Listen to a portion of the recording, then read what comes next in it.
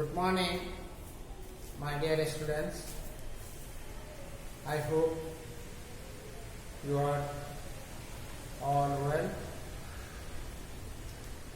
I like to welcome to you our online classes. Today I am conducting on a grammar part on that question. প্রিয় শিক্ষার্থী বন্ধুরা, আশা করি তোমরা সবাই ভালো আছো। আমাদেরকে পটিয়া আদর্শ উচ্চ বিদ্যালয় কর্তৃক আয়োজিত অনলাইন ক্লাসে স্বাগত জানাচ্ছি। আজকে আমি নবম শ্রেণীর টেক কোয়েশ্চেনের উপর একটা ক্লাস নিতে যাচ্ছি। তোমরা খাতা কলম রেডি করো এবং আমার লেখার সাথে সাথে তোমরা তোমাদের খাতায় লিখে নেবে এই কোভিড-19 যে দুরবস্থা, আমাদের লেখাপড়ার যে ক্ষতি হয়েছে, সেই ক্ষতিটুকু সামান্যতম পুষিয়ে দেওয়ার জন্য হলেও আমাদের এই ক্ষুদ্রতম প্রচেষ্টা। আশা করি তোমরা আমাদের এই উদ্যোগে সাড়া দেবে এবং তোমাদের লেখাপড়াটাকে চালিয়ে নেওয়ার জন্য সচেষ্ট থাকবে। প্রথমে আমি tag question, what is tag question? Tag কোয়েশ্চেনটা কি?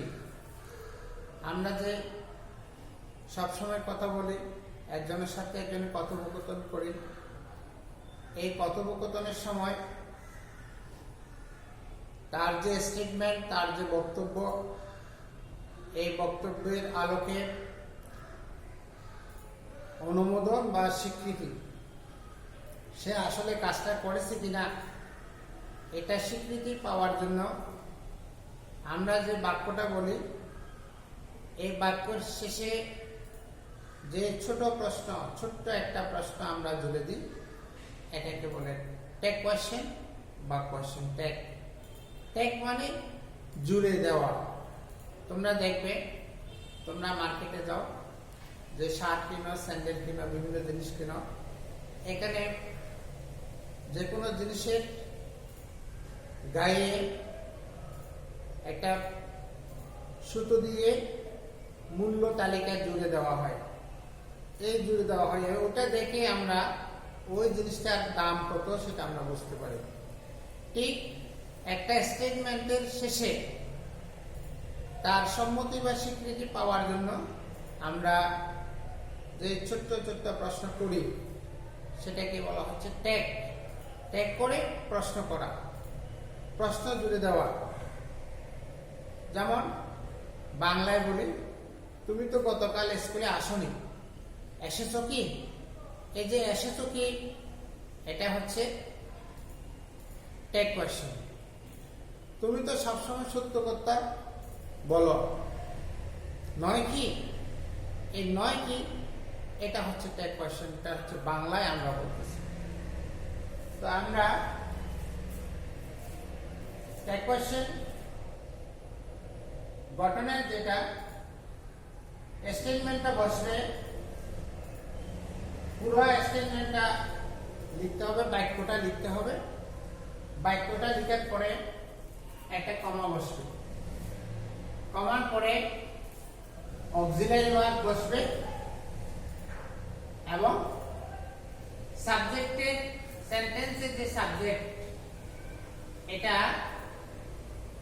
যদি নাম হয় তাহলে প্রনাউন বসবে।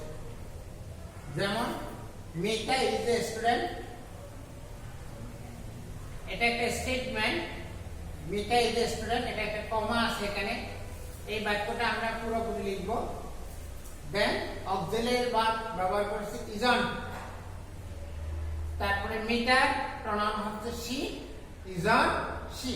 এই ইজন শি, এটা হচ্ছে, এই শিটা হচ্ছে সাবজেক্টের প্রনাউন আমরা ব্যবহার করেছি। তাহলে টেক কোয়েশ্চেন গঠনের প্রথম এটা হচ্ছে নিয়মটা হচ্ছে বাক্যটা আমরা, স্টেটমেন্টটা আমরা পুরোপুরি লিখব, তারপর অক্সিলারি ভার্ব বসাবো, তারপরে বাক্যের সাবজেক্টের প্রনাউন বসাবো। এই প্রনাউন আমরা she লিখেছি। দেন দ্বিতীয় সেন্টেন্সে Rahim went to Dhaka. Rahim went to Dhaka এটা হচ্ছে স্টেটমেন্ট। এই স্টেটমেন্টটা পুরোপুরি লিখতে হবে। পুরোপুরি লেখার পরে আমরা একটা কমা দিব। কমা দিলাম, দেন অক্সিলারি ভার্ব ডিডন্ট। রহিমের প্রনাউন হচ্ছে হি, হি বসালাম, ডিডন্ট হি। এই ইজন সি ডিডন্ট হি, এটা হচ্ছে টেক কোশ্চেন। এবং নিয়মটা হচ্ছে স্টেটমেন্টটা পুরো লিখবো, কমা বসাবো, অক্সিলারি ভার্ব বসাবো এবং সাবজেক্টের প্রনাউন বসাবো। যদি সাবজেক্ট যদি নাউন হয় তাহলে প্রনাউন হবে, আর প্রনাউন হলে তো প্রনাউন হবেই। এখন দুটো সেন্টেন্সে আমার মিতা এবং রহিম দুটোই হচ্ছে নাউন। এই নাউনের পরিবর্তে আমরা সি এবং হি প্রনাউন ইউজ করেছি। দেন দ্বিতীয় নাম্বার রুলে আমরা দেখতেছি এটা হচ্ছে যে স্টেটমেন্ট যদি অ্যাফার্মেটিভ হয় তাহলে টেক হবে নেগেটিভ, অর্থাৎ হ্যাঁ বোধক বাক্যের না বোধক টেক কোশ্চেন হবে এবং না বোধক বাক্যের হ্যাঁ বোধক টেক হবে। চলো আমরা দেখি এটা আমরা কিভাবে করেছি। দা বয়েজ প্লে ক্রিকেট। দা বয়েজ প্লে ক্রিকেট এটা একটা হ্যাঁ বোধক বাক্য। এই হ্যাঁ বোধক বাক্যে আমরা না বোধক টেক ইউজ করেছি ডোন্ট দে। ডোন্ট দে বাক্যটা হচ্ছে অ্যাফার্মেটিভ, আমার টেকটা হচ্ছে নেগেটিভ। এখানে আরেকটা কথা বলা রাখি, আমরা আরো আলোচনায় আসবো। এখানে কোনো অক্সিলারি ভার্ব নাই, মূল ভার্ব হচ্ছে প্লে।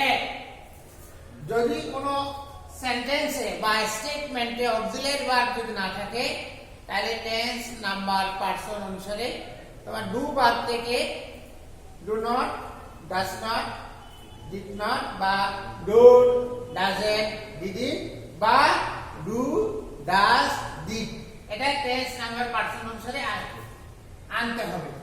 যেমন the boys play cricket present simple tense, এখানে কোনো অক্সিলারি ভার্ব নাই, এই কারণে আমরা দা বয়েজ বহুবচন, ডু ভার্ব থেকে ডু আনছি নেগেটিভ ফর্ম ডোন্ট করেছি, এবং দা বয়েজ নাউন এটা প্রনাউন দে বসিয়েছি।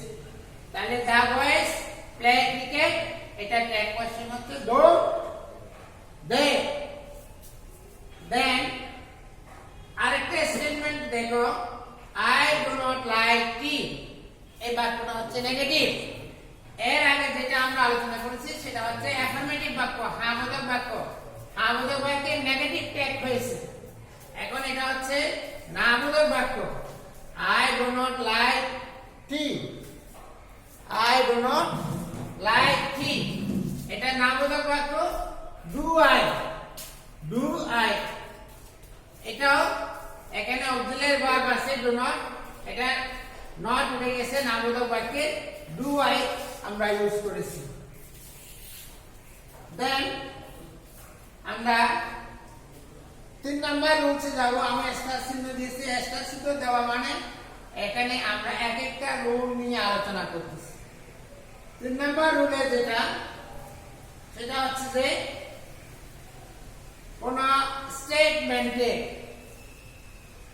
যে আমরা টেক কোশ্চেন গুলো করি, এই টেক কোশ্চেন গুলোতে আমরা যে অক্সিলারি ভার্ব বা সাহায্যকারী ক্রিয়া ব্যবহার করি সেগুলোকে বলে অপারেটর। যেমন আই এম এ স্টুডেন্ট, এই এমটা হচ্ছে অক্সিলারি ভার্ব, এখানে লিঙ্কিং ভার্ব এম, আর এখানে লিঙ্কিং ভার্ব আর, এখানে মেইন ভার্ব হিসেবে কাজ করতেছে। এইগুলো দিয়ে আমরা টেক কোশ্চেন গঠন করেছি aren't I, aren't দে,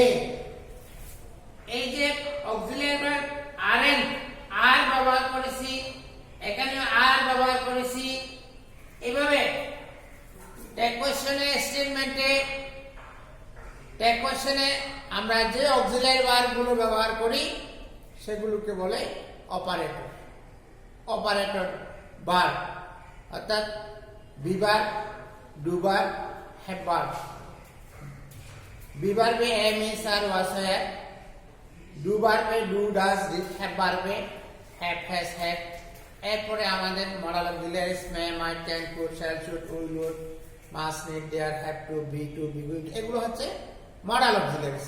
এই যে সবগুলো অক্সিলারিজ এগুলোকে বলা হচ্ছে অপারেটর। এই অপারেটর হ্যাঁবোধক স্টেটমেন্টে বসবে যে শর্ট ফর্ম, সংক্ষিপ্ত রূপ, শর্ট ফর্ম। আর নামবোধক যদি নামবোধক হয় তাহলে সেখানে বসবে যে ফুল ফর্ম। যেমন আমরা এখানে দেখি I am a student. I am a student aren't I. এখানে আরএন্ট আই কেন, এটা আমরা পাশে একটু পরে আলোচনা করব। এটার শর্ট ফর্ম ফুল ফর্ম নিয়ে আলোচনা করব। আরএন্ট আই, এই আরএন্ট আইটা হচ্ছে শর্ট ফর্ম আমরা ব্যবহার করেছি। দেয়ার প্লেয়ার্স আরএন্ট, এটা আমরা শর্ট ফর্ম ব্যবহার করেছি।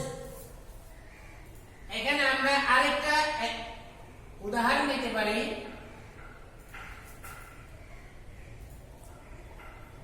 He does not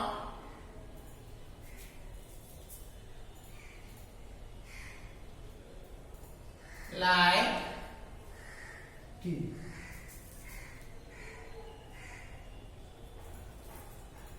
He does not like tea, comma, does he. এই বাক্যটা হচ্ছে নেগেটিভ। নেগেটিভ বাক্যে আমরা এটা ডাজ হি ব্যবহার করেছি। নেগেটিভ বাক্যে অ্যাফার্মেটিভ ব্যবহার করেছি, ডাজ হি। এখন আমরা যে অক্সিলারি ভার্ব, তোমরা চারটা দেখো, আমি একটা চার্ট বোর্ডে লিখেছি, এটা তোমাদের খাতায় তুলে নাও। এখানে ফুল ফর্ম দেখিয়েছি আর শর্ট ফর্ম দেখিয়েছি। এম নট, এই যে ফার্স্ট পারসনে আমরা এখানে এম ব্যবহার করছি। এম থাকলে এটার শর্ট ফর্ম হবে আরএন্ট বা am. Am not aren't, is not isn't, I'm not, aren't, was not, wasn't, were not, weren't, have not, haven't, has not, hasn't, had not, hadn't, shall not, shan't, will not, won't, cannot, can't, do not, don't, does not, doesn't। আরো আছে, আমরা পরবর্তী ক্লাসে সেগুলো আনার চেষ্টা করব। তোমরা এগুলো খাতায় তুলে নাও।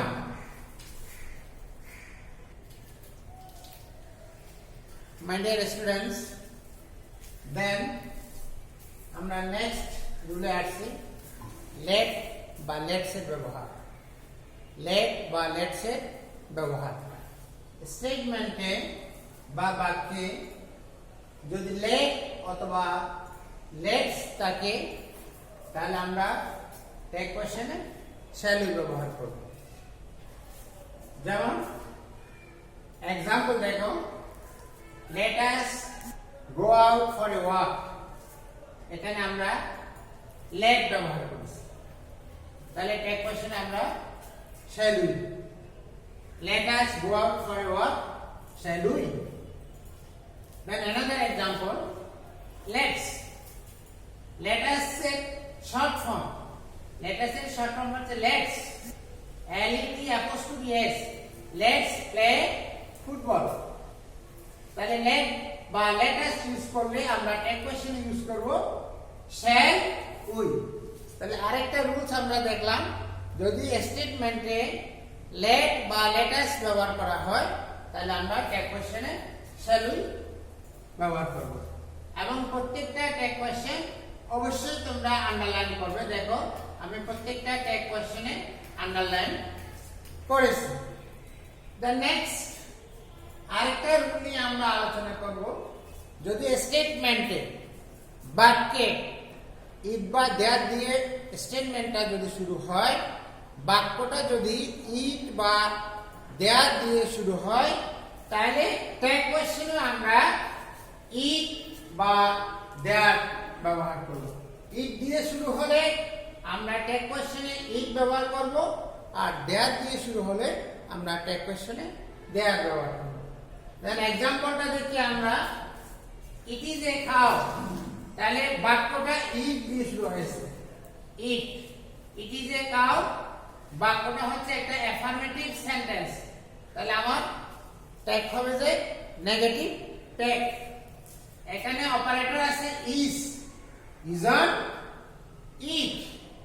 ওই ইট স্টেটমেন্টে যে ইট ব্যবহার করেছি, আমরা ট্যাগেও ইট ব্যবহার করেছি। Then another example, there is a hospital in our village. স্টেটমেন্টটা যে বাক্যটা আমরা এখানে উপস্থাপন করেছি, এই বাক্যটা there দিয়ে শুরু হয়েছে, there, তাহলে ট্যাগ কোশ্চেনে আমরা there ব্যবহার করেছি। এবং এখানে অপারেটর হিসেবে is আছে, is এর শর্ট ফর্ম, যেহেতু বাক্যটা অ্যাফার্মেটিভ বাক্যের আমরা নেগেটিভ ট্যাগ ইউজ করি, ইজন্ট দেয়ার। আমার বলার সাথে সাথে লেখার সাথে সাথে তোমরা আশা করি খাতায় তুলে নেবে। দেন আরেকটা রুলসে আমরা যাচ্ছি, এটা হচ্ছে একটা ব্যতিক্রমধর্মী। Neither, not, none, no one, nobody, nothing, seldom, little, never, এই যে শব্দগুলো বললাম, এই শব্দগুলো যদি কোনো স্টেটমেন্টে বা সেন্টেন্সে যদি থাকে, তাহলে বাক্যটাকে ধরে নিতে হবে যে বাক্যটা নেগেটিভ। তাহলে আমার ট্যাগটা হবে যে অ্যাফার্মেটিভ। যেমন উদাহরণগুলো দেখো, নেইদার বাক্যে আমরা নেইদার ব্যবহার করেছি, neither of them went there, অর্থাৎ তাদের মধ্যে কেউ যায়নি। এটার বাংলাটা হচ্ছে তাদের মধ্যে কেউ যায়নি, neither of them went there. এই স্টেটমেন্টটা আমরা ধরে নিব যে নেগেটিভ স্টেটমেন্ট, নেগেটিভ বাক্য। তাহলে আমার ট্যাগ হবে যে অ্যাফার্মেটিভ, ট্যাগ হবে যে অ্যাফার্মেটিভ। ডিড দে, এখানে কোনো যে বললাম আগে আলোচনা করেছি, যদি কোনো অপারেটর যদি না থাকে, অক্সিলারি ভার্বের যদি উপস্থিতি না থাকে, তাহলে আমাদেরকে ডু ভার্বের ফোল্ডারে গিয়ে do verb, do tense number person অনুসারে ডু, ডাস, ডিড আমরা ব্যবহার করব। এখানে ডিড দে আমরা ব্যবহার করেছি। দেন আরেকটা সেন্টেন্স দেখো, নান ক্যান ডু ইট, নান, এটা নান আছে, নান, তাহলে বাক্যটা হবে যে negative, none can do it, কেউ এটা করতে পারে না। ক্যান দে, আমরা এখানে অপারেটর ক্যান আছে, ক্যান দে, যেহেতু বাক্যটা নেগেটিভ, স্টেটমেন্টটা নেগেটিভ, তাহলে আমার ট্যাগ কোশ্চেনের ফর্ম হবে affirmative, can they. Then another example, you look, nothing was done, nothing was done, এখানে আমরা নাথিং ব্যবহার করেছি। এই যে আমরা বলেছি neither, not, none, no one, nobody, nothing, scarcely, barely, seldom, little, never, এই শব্দগুলো যদি আমার স্টেটমেন্টে থাকে, তোমাদের এই শব্দগুলো কিন্তু মুখস্থ করতে হবে, মুখস্থ রাখতে হবে। এবং এই শব্দগুলো কোনো সেন্টেন্সে যদি বিদ্যমান থাকে, ওই বাক্যটাকে, ওই স্টেটমেন্টটাকে নেগেটিভ স্টেটমেন্ট ধরতে হবে। এবং তোমার ট্যাগটা হবে যে অ্যাফার্মেটিভ, নাথিং ওয়াজ ডান। তাহলে এখানে অপারেটর হিসেবে ওয়াজ আছে, আমরা ওয়াজ নাথিং এর প্রনাউন ইউজ করব ইট। ওয়াজ ইট। তোমরা তাড়াতাড়ি খাতায় এগুলো তুলে নাও, এর পরবর্তীতে আমরা আরো আলোচনা করব। প্রিয় শিক্ষার্থী বন্ধুরা, আমি যেগুলো বোর্ডে লিখলাম এগুলো তোমরা তাড়াতাড়ি খাতায় তুলে নাও। আজকে আমরা ট্যাগ কোশ্চেন সম্পর্কে এই পর্যন্ত আলোচনা করলাম। পরবর্তীতে আমরা বাকি অংশটুকু আলোচনা করব। এতদিন পর্যন্ত তোমরা ভালো থেকো। আশা করি তোমরা আমাদের অন ক্লাসের সাথে যুক্ত থাকবে, এই আশাবাদ ব্যক্ত করে তোমাদেরকে ধন্যবাদ জানিয়ে আজকের মতো আমি তোমাদের কাছ থেকে বিদায় নিচ্ছি। ধন্যবাদ সবাইকে।